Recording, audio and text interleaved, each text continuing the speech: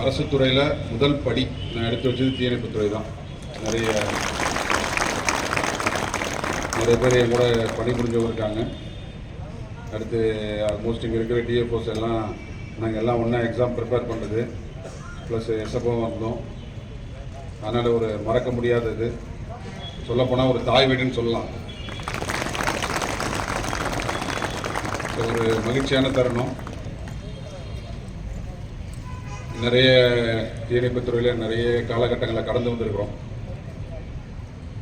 So இந்த சேவை புரிய துறைகள்னு எடுத்தோம்னா ஒரு சில துறைகள் தான் வந்து நம்ம சேவை புரியக்கூடிய துறைகள். மற்ற துறைகள் எல்லாமே அவங்க அந்த டியூட்டி நேச்சர்னு பார்க்கும்போது வேறு வேறு இருக்கும். அதில் முக்கியமானதுன்னு பார்க்க போனோம்னா நம்ம தீயணைப்புத்துறை முதல்நிலையாக அவங்க சொல்லலாம். முதன்மை இந்த மக்களுடைய ஒரு கடினமான இடர்பாடுகள் அந்த காலங்கள் ஏற்படும் போது அவங்களுக்கு விரைந்து வந்து சேவை செய்யக்கூடிய ஒரு துறை தான் வந்து தீயணைப்புத்துறை. 108 ஆம்புலன்ஸ்லாம் இப்போ இருக்காங்க. அப்போ ஒரு காலகட்டங்கள்லாம் பார்த்தீங்கன்னா ஃபயர் சர்வீஸ் தான் ஆம்புலன்ஸ் இருக்குது. அவங்க தான் அந்த ஆக்சிடென்ட்டு மற்ற எல்லாமே அட்டன் பண்ணுவாங்க. ஸோ அது மாதிரி நிறைய விஷயங்கள், நிறைய பேருடைய வந்து உயிரையும் உடம்பையும் காப்பாற்றக்கூடிய ஒரு முக்கியமான ஒரு துறை. அந்த சேவை செய்யக்கூடிய துறையில் தீயணைப்புத்துறை, காவல்துறை, இந்த மாதிரி ஒரு சில துறைகள் நம்ம வந்து இது பண்ணலாம். ஸோ அந்த துறையில் இருக்கும்போது நம்மளால் எந்த அளவுக்கு வந்து மக்களுக்கு வந்து சேவை செய்ய முடியுமோ அதை வந்து கண்டிப்பாக வந்து செய்யணும். அதில் நாங்கள் அந்தளவுக்கு ஒரு ஈடுபாட்டோடு செஞ்சதோட விளைவு தான் வந்து கடவுளுடைய அருளால் நாங்கள் இன்றைக்கி வந்து எஸ்பியாக வந்து நிற்கிறோம்.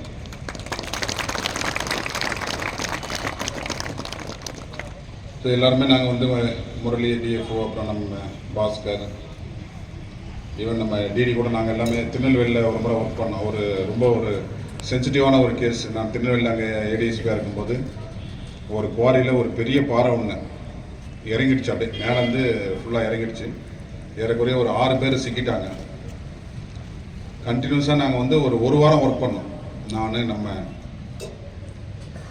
டிடி எல்லாம் ஒரு வாரம் கண்டினியூஸாக ஒர்க் பண்ணி அந்த 6 பாடியுமே வந்து ரெஸ்கியூ பண்ணோம். அதில் பார்த்தோம்னா ஒருத்தர் 2 பேரை மட்டும் உயிரோடு வந்து ரெஸ்கியூ பண்ணது. பட் அவங்களும் ஹாஸ்பிட்டலில் போய் இருந்தாங்க. இருந்தாலும் வந்து அதுக்கு வாய்ப்பே இல்லை, பாடி எடுக்க முடியாத ஒரு சூழ்நிலை. அந்த சூழ்நிலையில் அங்கேயே இருந்து தொடர்ந்து வந்து ஏறக்குறைய ஒரு 7 நாள் வந்து கண்டினியூஸாக ஒர்க் பண்ணி அந்த கல் ஃபுல்லாகவே அதில் ஒர்க் பண்ணவங்க மேலேருந்து கல் இறங்கும்போது கீழே அந்த இட்டாச்சி அதெல்லாம் போட்டு ஒர்க் பண்ணிட்டு இருக்காங்க. அப்படியே கல் வந்து மூடிடுச்சு அப்படியே. ஸோ அதில் வந்து இந்த கண்ட்ரோல் பிளாஸ்ட்னு ஒரு டெக்னிக்கை வந்து யூஸ் பண்ணி அந்த குவாரிக்குள்ளேயே இருந்து பிளாஸ்ட் பண்ணுறது. அப்போ பார்த்தோம்னா எல்லாருமே ரொம்ப யோசனை பண்ணாங்க. இப்போ நான் நம்ம டிடி எல்லாம் வந்துட்டு பரவாயில்ல ரிஸ்க் எடுத்து பார்ப்போம், வேறு வழியே இல்லை. ஏன்னா ஒரு முறையும் நம்ம வந்து எக்ஸ்ப்ளோசிவ் லோட் பண்ணி திரும்ப மேலே வந்து அது பிளாஸ்ட் பண்ணிவிட்டு அதை கிளியர் பண்ணிட்டு போகிறதா ரொம்ப டைம் எடுக்கும். ஒரு நாளைக்கு வந்து ஒரு 2-3 எக்ஸ்ப்ளோஷன் தான் பண்ண முடியும்.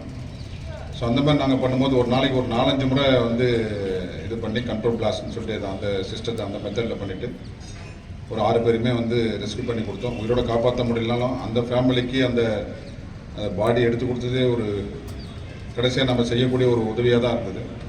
இந்த மாதிரி நிறைய காலகட்டங்களில் வந்து நம்ம ஒர்க் பண்ணியிருக்கோம். இது நம்ம டிடி கூட அதை ஒர்க் பண்ணக்கூடிய ஒரு மறக்க முடியாத ஒரு நிகழ்வு. ஸோ இந்த விளையாட்டு போட்டின்னா நம்ம ரொட்டீன் ஆக்டிவிட்டிஸ் நிறைய பண்ணிகிட்டு இருக்கோம். நம்ம அதை விட்டு கொஞ்சம் இது பண்ணி நம்மளுடைய உடல் திறனை சுய பரிசோதனை செய்து கொள்ளக்கூடிய ஒரு தருணம் இது வந்துட்டு. எல்லாருமே ஜென்ரலாக வேலைன்னு அப்படியே ஓடிட்டே இருப்பாங்க. அப்படி இல்லாமல் அந்த ஃபிட்னஸ்ன்றது ரொம்ப ரொம்ப முக்கியமானது. அது ரெகுலராகவே நம்ம ஒரு ஹேபிட்டாக வந்து வச்சுக்கணும். சோறு இருந்தால் தான் சித்திரம் வரைய முடியுன்ற மாதிரி ஃபிட்னஸ் இருந்தால் தான் மற்றபடி எல்லாமே. அதனால் இந்த ஒரு விளையாட்டு போட்டிகளை இந்த ஒரு நிகழ்வாக மட்டும் நம்ம வந்து எடுத்துக்காமல் தொடர்ந்து ஏதாவது ஒரு ஆக்டிவிட்டிஸ் வந்து நீங்கள் வந்து உங்களுக்கு எது பிடிக்குது, ஈவன் ஒரு வாக்கிங் போனால் கூட சரி தான், அந்த மாதிரி ஏதாவது ஒரு ஆக்டிவிட்டிஸ் வந்து நீங்கள் கண்டிப்பாக வந்து ஃபாலோ பண்ணணும். அப்படி பண்ணும்போது நம்மளுக்கு வந்து ஹெல்த்தியாக இருக்கும். எந்த அளவுக்கு நம்ம ஹெல்த்தியாக இருக்கோமோ அந்தளவுக்கு ஃபீல்டில் இன்னும் கொஞ்சம் வந்து எஃபெக்டிவாக வேலை பார்க்க முடியும். இந்த நம்ம டேபிள் ஒர்க் மாதிரி கிடையாது. நம்மளுடைய பணியை பொறுத்த வரைக்கும் காவல்துறையாக இருக்கட்டும், தீயணைப்புத்துறை டேபிள் ஒர்க்லாம் இல்லை. அது உங்கள் தீயணைப்புத்துறைன்னும் போது இன்னும் ஃபுல் அண்ட் ஃபுல் வந்து ஃபீல்டில் வந்து இறங்கி வேலை பார்த்து தான் பண்ண முடியும். ஸோ அப்போ ஃபிட்னஸ் முக்கியம்.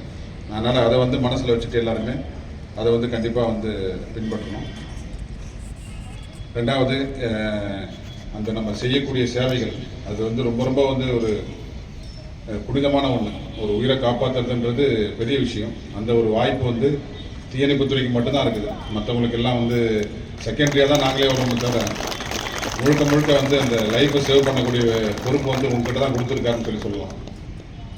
அதனால் அதை நல்லா பயன்படுத்தி நம்மளால் எந்த அளவுக்கு வந்து நல்லா சர்வீஸ் பண்ண முடியுமோ அதை வந்து பண்ணணும். சின்சியராக ஒர்க் பண்ணணும். நம்ம இருக்கக்கூடிய இதில் எவ்வளோக்கு எவ்வளோ சின்சியராக நம்ம ஒர்க் பண்ண முடியுதோ அதை பண்ணாலே போதும். அடுத்த கட்டம் நம்மளுக்கு வர வேண்டிய வளர்ச்சிகள் தானாக வரும். என்னுடைய இதில் நான் தெரிஞ்சுக்கின விஷயம், நம்ம ஒரு விஷயத்தை எடுக்கும்போது நம்ம வந்து மேலோட்டமாக பண்ணாமல் எவ்வளோ சின்சியராக அந்த விஷயத்தை வந்து அணுகணும், அப்படி பண்ணோம்னா போதும். கடமை செய் பலனை எதிர்பாராதுன்ற மாதிரி நம்ம அதை பண்ணாலே கடமை நம்மளுடைய கடமை நம்ம கரெக்டாக பார்த்தாலே வந்து நம்மளுக்கு கிடைக்க வேண்டியதெல்லாம் தானாக கிடைக்கும். அவ்வளோதான் வாழ்க்கையில். ஸோ இந்த விழாவில் வந்து என்ன ஒரு சிறப்பு விருந்தினராக அழைச்சதுக்கு ரொம்ப நன்றி. நிறைய எல்லோரும் சந்திக்கக்கூடிய ஒரு வாய்ப்பு கிடைச்சது. எல்லாருமே ஆல்மோஸ்ட் அரசுலாம் வந்து எல்லாம் ஒன்றா ஒர்க் பண்ணது தான். அவர் பாலாஜி, ஏழுமலை எல்லாம் வந்து சந்தோஷம். அதனால் நன்றி. நல்லா ஆக்டிவாக இருங்க. நல்ல டிபார்ட்மெண்ட்டு, ஒரு ஈடுபாட்டோடு ஒர்க் பண்ணுங்கள். நிறைய பேர் இந்த மாதிரி வேறு டிபார்ட்மெண்ட்டுக்கு ட்ரை பண்ணுவாங்க. ட்ரை பண்ணிட்டு அது ஒரு பக்கம் ட்ரை பண்ணிட்டே இருங்க. ஸோ இருக்கும்போது நல்லா ஒர்க் பண்ணுவோம். All the best. தேங்க்யூ.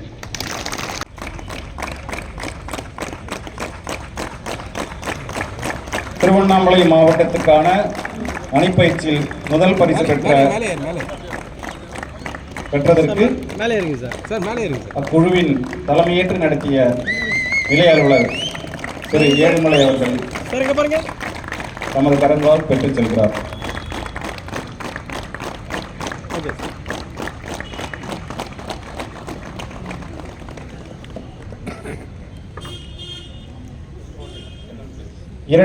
வழங்குவார்.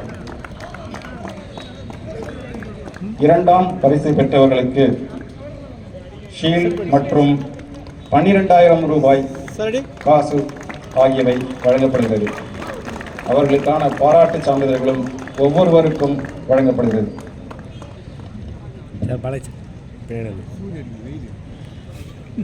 அடுத்ததாக மூன்றாம் பரிசு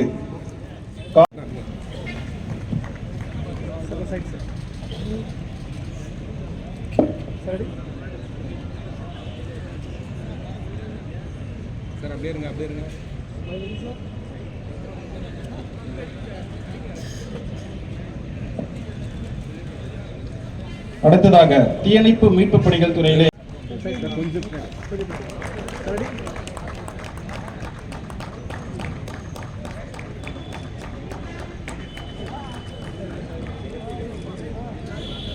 இரண்டாம் பரிசு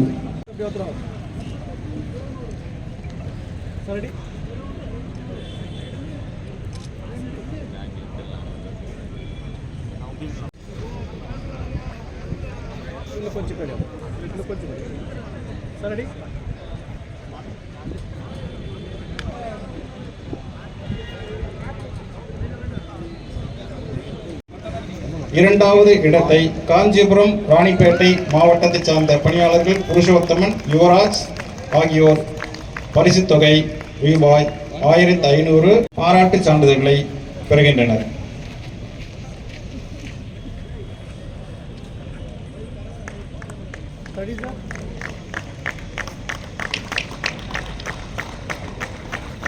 மூன்றாவது திரு அரசு அவர்கள் பெற்றுச் செல்கிறார். பரிசு தொகை 7200 மற்றும் ஷீல்ட் மற்றும் பாராட்டு சான்றிதழ்களை பெற்றுச் செல்கிறார். ஞானவேல், சுனில்ராஜ், புருஷோத்தமன், ராஜேஷ்குமார், வசந்த்குமார், கேபி பரிசு தொகை 6000ஐயும் அதற்கான கோப்பையினையும் அதற்கான பாராட்டு சான்றிதழ்களையும் பெற்றுச் செல்கிறார்.